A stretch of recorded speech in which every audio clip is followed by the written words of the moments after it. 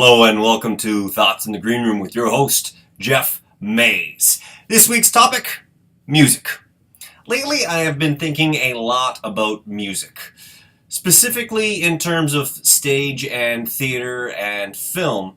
Whenever there's something happening, whatever you're observing, there's always a soundtrack in film and theater to the characters' lives and general ambiance. Now, in our real world, there's always a soundtrack. This is a commonality between the screen, the stage, and the real world. We've got cars honking, street buskers busking, people talking, stuff going on to promote various things from speakers all around us, so on and so on. This is the soundtrack of our life.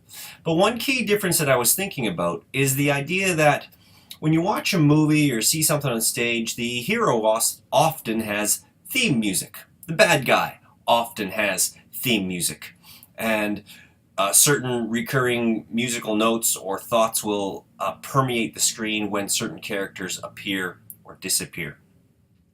These musical backdrops, the soundtrack of your hero's life, they allow us as an audience to associate certain qualities to the character, a certain feel, an emotional state that's embodied by the music.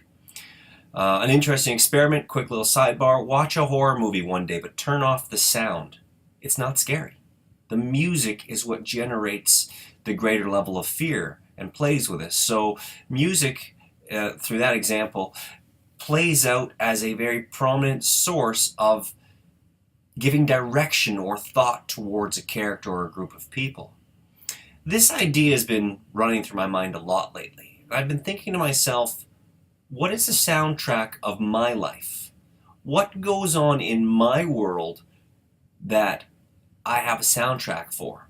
If I were a shark, I would definitely carry the soundtrack that everybody is so familiar with, and those couple notes, made famous by John Williams, completely exemplify what I'm speaking about. We all know the shark is coming when we hear those notes. So I wonder, what is my own soundtrack?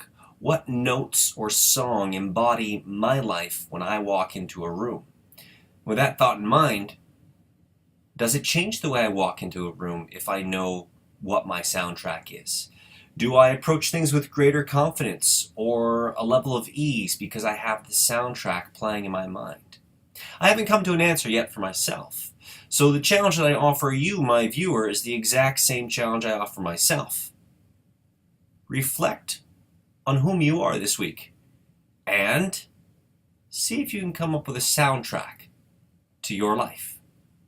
Those are your thoughts from the Green Room. I'm your host, Jeff Mays, and I'll see you in just a few short weeks.